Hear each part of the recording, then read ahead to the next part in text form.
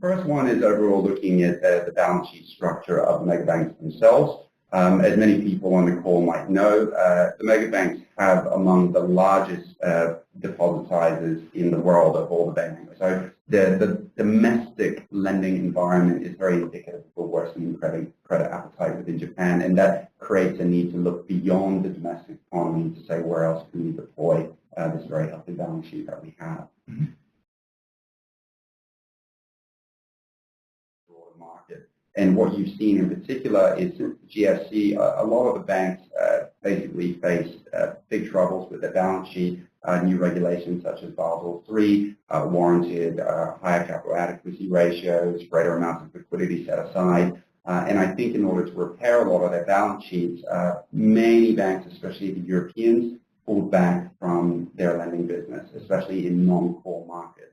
But the overall story has been very much one of a pullback for the globals, and the Japanese saw this as a great opportunity to capitalize on these funding gaps being created in certain markets, especially the non-core markets of these firms, and that was driving an impetus for them to actually deploy their books offshore.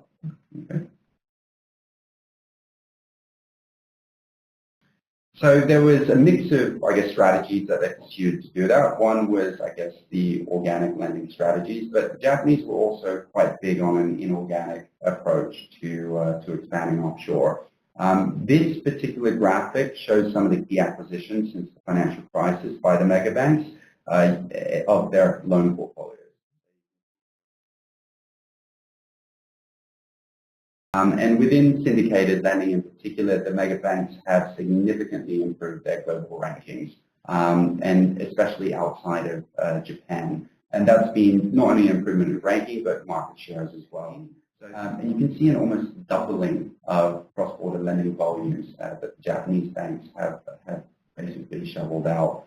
They're now the leading cross-border lending firms in the world.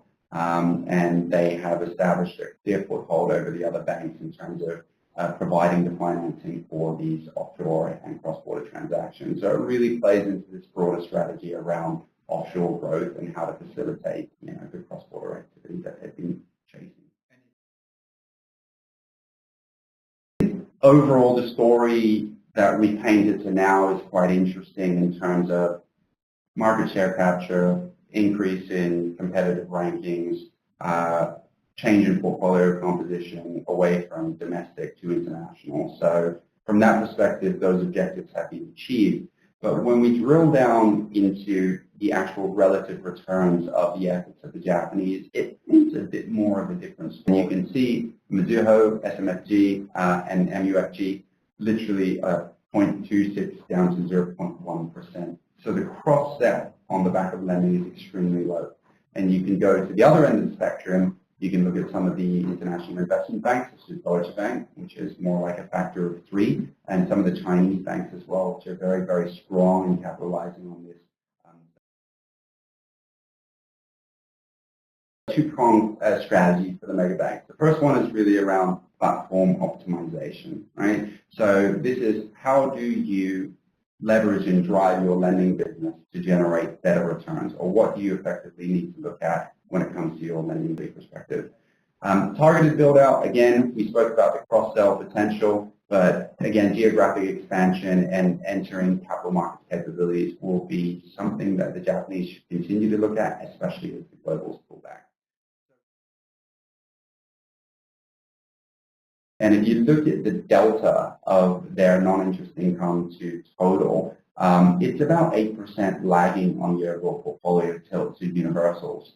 So what this means is if they are shifting and moving up towards developing more fee-based income in line with global players, that actual delta translates to about 1.5 to 2.5 billion US per annum in additional revenues. And we feel that can be something that is very realistically achievable within a 5-year time period.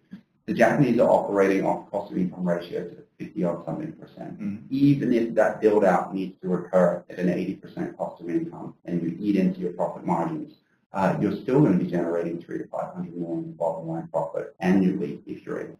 So there is definitely an opportunity here. Overall, it's, to recap, it is a success story for the Japanese on the top line, but I think there are some broader strategic issues that they are facing when it comes to true profitability and what is meant for the growth story of their platforms globally beyond just vanilla lending.